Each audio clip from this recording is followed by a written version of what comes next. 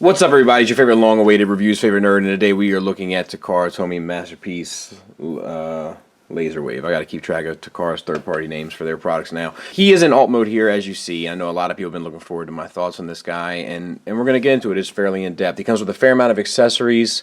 I think we'll talk about them later on because they're not really relevant here except for one or two. Before we get started with this guy, though, I want to say that I do appreciate everybody looking forward to reviews, and somebody, shout out to Chevy 4x4, he put me onto a link on TFW that was about people's favorite reviewers, and like a lot of people showed me a lot of love there, and like I just want to let you guys know, like I will see stuff like that, like it will hit my radar. I appreciate it, like I truly appreciate it. Like it was pretty big for me. There was one guy that didn't seem to be too happy with what I was doing. So a lot of people on TFW mentioned me as their favorite reviewer. Well, that's nice. Yeah, it was pretty nice. There was one bad apple though, I have to admit. Well, what did he say? He said, I avoid Skullface when I can. I don't get a lot of value out of his reviews. Seems to be more about him than the toy. The wife popping in is getting pretty tired too. Unfortunately, it's like a train wreck. You can't look away. Wow, that's not very nice. No, but you know what I'm thinking? More wife skids? More wife skids. But whatever, can't please them all, and I wish that gentleman the best. But let's get into this guy. He has two accessories here, as you see, is the stand, which kind of does a tension number against this piece here on the bottom, and it comes in packaging, tight fit, like this, and then you just fold it back onto itself. And this piece will come forward, and you have a little stand, not a lick of paint, and that's a problem throughout with this unit, and then translucent plastic here, and this is clever, and we'll talk about it later, but it is two pieces of plastic and two pins. Or three pieces of plastic and two pins. Or 3 pins. Something like that. This is an accessory. And it is a spring, which is actually a pretty smart idea. And it plugs in here. And here. Right there. And it's pretty clever. It's a pretty clever way of doing it because it won't impede articulation at all. There's one problem with it though, and I'm trying to keep an eye on mine, so either A, I can show you, and B, be careful as it not to happen to mine. But because it's just paint on a spring, I've seen paint chip off of these pretty easily. There was a guy that I had an opportunity to look at recently, and his was already chipping pretty heavy down here towards the bottom. So just be mindful of that because it is unsightly once it starts to chip. And once it starts to chip, there ain't no getting it back. And it'll be gone. Before you know it, it'll just get worse and worse. So it has this little trigger down here, and you can flip it down. It's a little loose, but once you get it down, the tension has a little click to get you the light up feature. No sounds, but a little light up feature. And I did put batteries in that for you. I don't have the type for these. I did try it. I do hate that they write open and give you an arrow. They must think you're a complete idiot because they wrote it in English. Lefty loosey, righty tighty. As everybody should know that. And I despise that they did that. And you see I tried and it chipped paint around the screw, which is also irritating.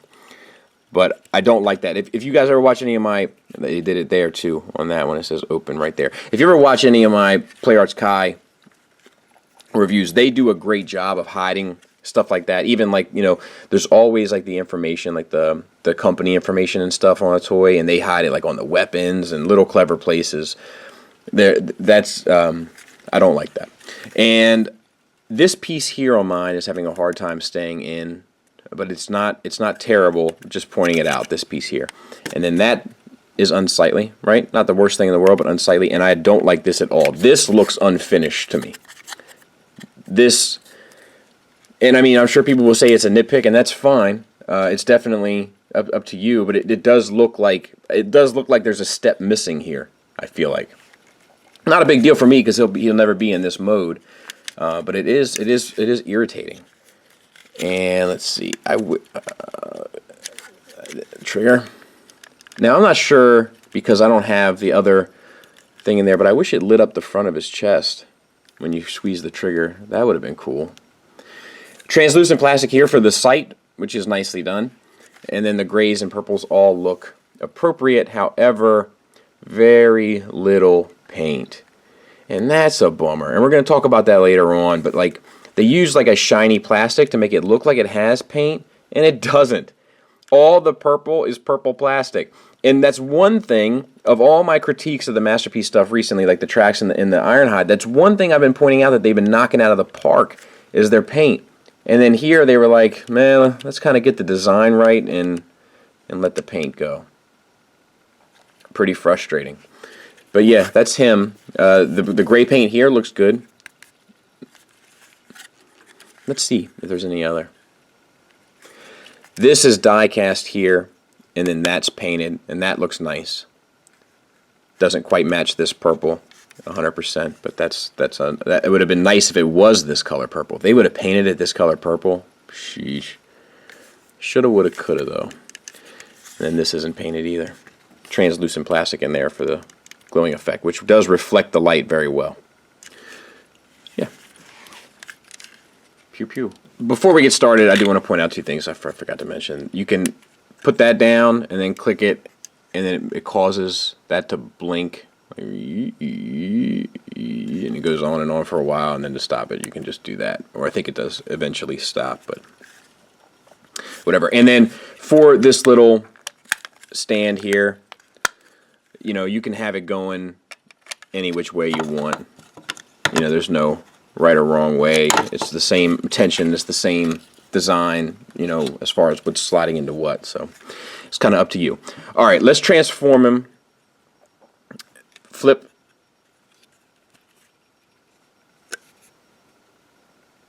That's not good, is it? Do you see that? That's not good. Something to watch out for. Always be careful with translucent plastic. So flip that down, flip this up, peg that together. Up here, untab these side pieces, and then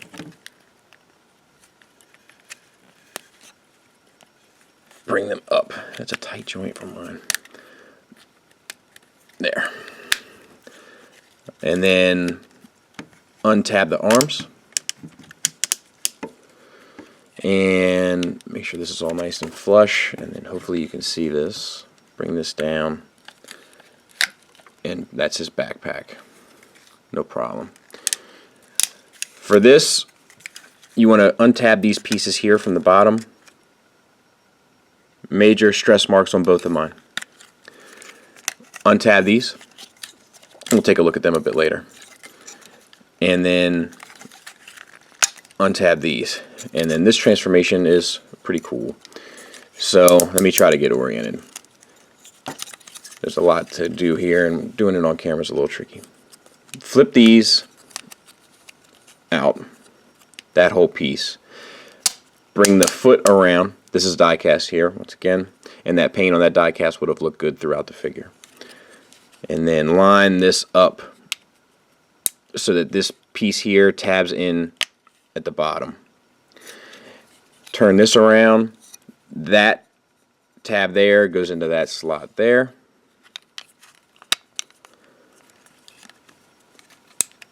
And this should all fit nicely. And then you can make sure that it's rotated properly. And you can adjust these hip flaps as need be if you need them. All right, so let's get oriented. Same thing, bring the foot around. On the back side here, make sure that this piece is flipped out, and I think that your foot actually has to be at a bit of an angle to allow the clearance to tab this in.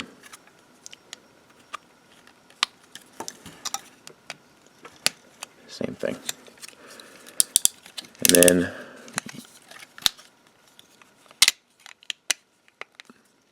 bring them together. All right.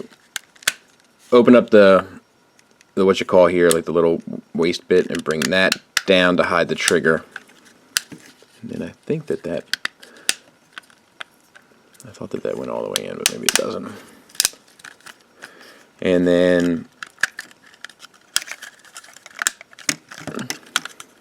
epic head reveal, flip it up, pull it out, and there he is. We'll get him cleaned up and we'll take a look at him. Make sure the hand is sorted. Alright, so I messed with it a bit more and I was able to get it to stick. There's no good way to tell you how to do it, but it's stuck in there now, and it has an additional hinge here so that you can pull up on the neck. I don't know if you can see that. It's like down in there. Let me see if I can see that. It's a little bit of give, and then that allows them to look down a little more, and that is nice. But it is kind of just a poorly designed thing in that regard, and how in the sense of how it works and how easy it is to get it to work. It's not optimal. Let's see.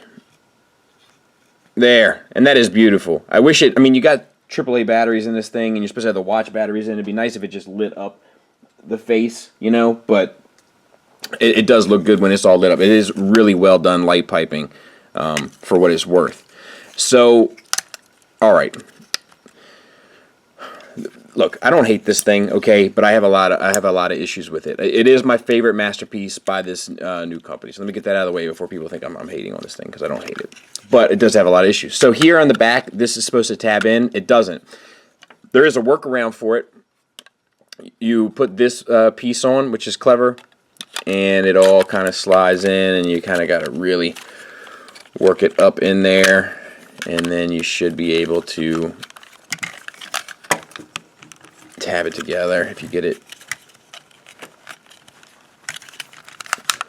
far enough, and then that does tab in nicely. So, and this is how I would have mine. I don't know why you wouldn't have this back piece on. I think it looks better, so that's why a little peekaboo, and that's why it would it's fine to me.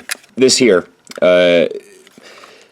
when you shove it back in, that's how it's supposed to be, all right? But then you can bring it out, and that gets you a backwards ab crunch, which is usually worthless. You know, a forward ab crunch is what you really need, and you don't really get one click there. And then you get a bit of a swivel. And I think that this swivel here, while limited, is anatomically correct. Like, I don't think you would want to go any further than that anyway, so I think that's fine. I wish it was done differently, because when this is up like this, it is like, you know what I mean? It's a little bit of a bobble waist. But it's not the worst thing in the world. Moving on to the shoulders, we have a ratcheted universals, and like, you know, that coil, once again, is really smart, the spring. And that's like that's a harder ratchet than this. This is a soft ratchet. And then you also get this additional ratchet there. So articulation-wise, it's probably chewing up the mic on this thing, but articulation-wise, it's good to go. Bicep swivels just above the elbow, and then you get a ratcheted elbow that gets you a little bit past 90 degrees. There's the button for the trigger here, and so that's all good. And then this, let's see here. Well, we'll get to it. We'll get to it. Same on this side. Same, everything's the same, except the wrist is on a ball joint, so you get the swivel and a little bit of a tilt, which I'm actually good with. I wouldn't think that I mean, that's unsightly, but when you're going to see that. But I wouldn't think that I would be okay with that, and I am. And then you get the fingers on a base pin knuckle, which does give you the, you know, you don't get the one finger that can point, which I hate. So it's really kind of worthless, because it's either you have it in a relaxed pose or holding his gun. And we'll talk about the accessories here in a bit. So that covers all of that. The translucent bit here looks fine. And then we have these hip panels here.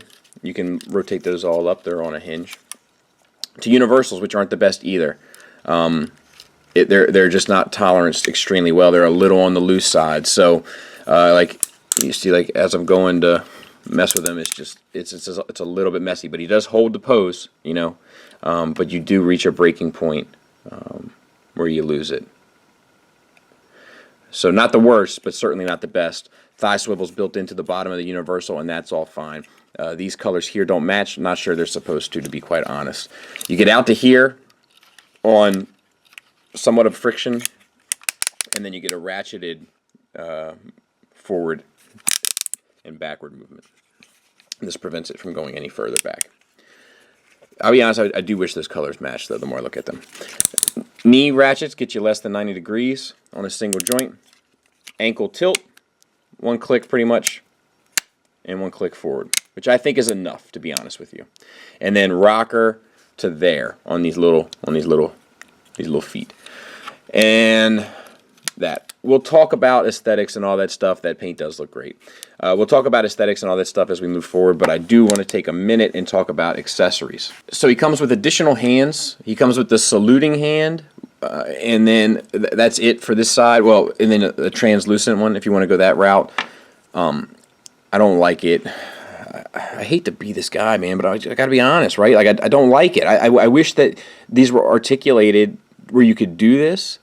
Maybe if you needed to do the salute, but like that's all you can do with this hand. It's very specific in its intentions and in its purposes, but it's there if you like it. So you just take that off. That's held with tension, and then you put this one on, and you can kind of do a salute, or he's blocking the sun out of his eyes. But if that salute thing is a big deal for you, you're definitely covered in that regard. And then he also comes with two options for this hand. Same sort of thing. You just take that off, and then you can put this translucent piece on, or another saluting hand. Oh no. Or this hand here, right? To have no cannon hand at all, and that is thoughtful. You know, that is a thoughtful kind of thing. So I dig that. I'm gonna go with this look, I believe. Let's see here. All right, almost done with accessories. We have this, which is him in gun mode. We have the gray paint applied to purple plastic, and then we have this rope for the thing, and that is smart, super smart. Really, really dig that. And does he hold it?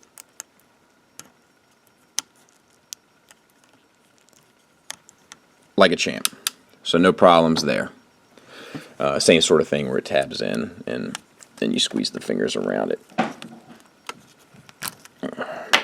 And then we have stickers for you to kind of choose what you want. You want it on his shoulders, you want it on his forearms, you want it on his chest, you don't want them on anywhere, that's fine. It's like in a third-party piece and some repro labels. There he is with Apollyon and Soundwave, and I'm not going to lie to you, he feels small. But, you know, if you want to go by the Sunbow, it's pretty on point. Like, the top of his ear goes to pretty much the top of Soundwave's mouth, and it goes to about the top of Megatron's shoulder.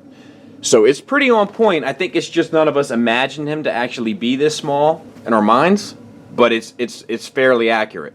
So that's a credit to him. And there he is with Quake Blast and Quake Wave. Obviously they're bigger. I don't feel like any of them are bad. I feel like of this set, this is tough. It's tough for a couple reasons, but give me time to hear my audio before you start rolling your eyes. I think that Quake Wave is kind of the most impressive of all of them. The engineering, the time he came out, his size, his weight, the materials, all that kind of stuff, like he's just an impressive piece. I feel like Quake Blast is the best painted. His paint is far superior to the other two, which don't have a lot. Quake Wave has the silver finish in places, and Shockwave has pretty much nothing. So Quake Blast definitely wins that category. Aesthetic-wise, Takara wins for that G1 aesthetic, because it looks more like how Shockwave is quote-unquote supposed to look according to the cartoon. And in that regard, he kills the other two. So let me put it to you like this. This is the best way I think I can describe it. The other two feel better built, with better materials and more kind of actually love going into the finished product. But the Takara Tomy one is definitely the best looking. And like I've said in the past, for me, looks are the ultimate goal. Everything else is an added bonus. So he will be taking the place of Quakewave on my proper shelf, which Quakewave has reserved up until then, and Quakewave will be set aside. So you know what they say. Men lie, women lie, numbers don't, in the great words of Sean Carter. So that's Takara Tomy Shockwave or Laserwave coming in at 0.824 pounds. Quakewave coming in at 1.14 pounds. Quake Blast coming in at 1.25 pounds. For what that's worth to you. Final thoughts wise, I thought this was going to be the piece that was going to make me love Masterpiece again, and it's not that. But it's not bad either. It's definitely my favorite of the three that have come out recently. Let's talk about the issues. I hate the way that the neck is done. Hate it, hate it, hate it, hate it, hate it. I hate the way that the waist is done. I'm not crazy about how the hips are done either. I got him in a somewhat of a cool pose here, but he's leaning forward and kind of balancing on his twinkle toes here because if you put him in, you know, his hips, the friction isn't strong enough to really hold it. Like I was struggling. Like that doesn't look quite right to me. It's a good angle from where the camera is though. But all this stuff in here is very wibbly wobbly to me. So I'm not crazy about that. I think that the feet, which is like the big, let's get real. That's a big gripe for a lot of people, right? And they are small. They don't really bother me in person, and the reason why I think they had to do it this way is because if they did them any wider, one, they wouldn't quite go together the same way in gun mode, which is an issue anyway. And two, you wouldn't be able to get the ankle rocker. And the ankle rocker as it is a bit limited. So I think that's why they did it, and I think ultimately it's an okay sacrifice. Like I think some sacrifices are okay and some are not, and for me, that sacrifice is manageable. I will also say on a QC side of things, where these tab in, which is on the inside here, I have two major stress marks, both in the same place. You can see that one there at the corner, and you can see this one here in the corresponding corner. So that is worrisome. That's going to break. That's going to break over time. So those are not good things about this fella. And I think the gun mode, I think it looks unfinished with the feet, but it's not a huge deal because who's going to have him in gun mode ultimately anyway. And like, see how he looks here? Like he looks pretty cool, but he's really like he's leaning over a good bit in order to kind of keep it together. But you know, most people, you know, if you're a Transformer collector, you know what it is. It's the numbers game. So most people are going to have him standing straight, looking astute. I think he's a more astute character anyway, just so like standing like that, like the hip problems go away.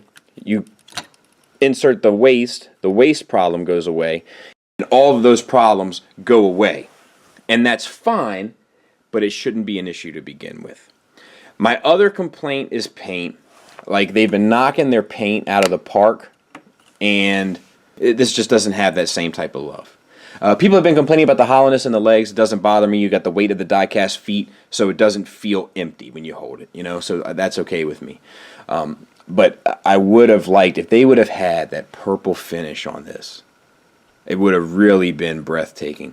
But it does look, I think not to like an average person that would come over and like be like, you know, you got a lot of toys, dude. Like, not that guy, but to like a toy guy, like into yourself, I think it looks a little cheaper than it should. And that for me is disappointing, just given the amount of success they've had with their paint as of late. Like Ironhide's red, which is a hard color sometimes to really pull off when it's not an accent, is beautiful. And Trax's blue, and I hate Trax, and Trax's blue is like breathtaking. So it was really a bummer not to see that kind of followed through here. On a positive note, the articulation is great. Everything pretty much moves the way you want it to move in the terms of its capability. The problem is that not all the joints are exactly how you would prefer them to be. But it's not lacking any articulation that you wish you had. Does that make sense? Secondly, The transformation is a thing of beauty. It's classic, masterpiece, intuitive yet intricate transformation that just kind of flows with a glance at the instructions, and the instructions really aren't even necessary for this thing. It's very, very natural. It's very, very smart. It's very enjoyable and rewarding. I also want to comment on the stickers. I forgot to comment on those. I think the stickers are a thing of necessity. I personally wish they would have just made a decision and stuck with it, but people would have cried either way. But I guess they're crying with the stickers. So it's really a lose-lose. I really wish they would have chosen a spot to put some Decepticon insignia and just been done with it, especially with the limited amount of paint that this thing has. Lastly, for the positives, though, I do want to mention his aesthetic. I've said it time and time again. When I critique figures here, I'm critiquing them for you guys and letting you know what's good and what's bad about them. But for my purposes, this guy just has to look good on a shelf in a standing position. He's going to knock that out of the park. The only thing that would have made it better in that regard is the paint. So is he worth it? I think it comes down to what you have in mind with your collection. If you have a more extravagant setup where you have dioramas and stuff and guys in action poses and whatnot, you might find some of the issues that Articulation gives you in terms of the stability of the joints here. Like a lot of the ratchets are in the arms and elbows. Like you have 1, 2, 3, 4 ratchets in the arm and 1 in the hips. I feel like something is lost there. There was a poor decision made there in terms of how to split up that workload. So I'm not sure he'll do it for you in that regard. If you just have him standing on a shelf, he's going to be great though. You know, and it's a tough call, man. If you at the end of the day are striving for that G1 cartoon look, this is the one you want. It's not exactly how you want it, but it's the one you want. So I do recommend it. Just know you're not getting what you expect in terms of paint, and the stability of a lot of the working joints could be better. Outside of that, no real complaints. For my purposes, my only complaint is the paint. So, just to reiterate, it comes down to how you want this guy set up in your house. And if you want him just looking pretty, as you can see, he knows how to pull that off. That's a pretty looking bot. Would have looked prettier if he had some paint on him, but the silhouette, the character cues, the little nuances in design, it nails it. Thanks for listening. Thanks for watching. Until next time, take care.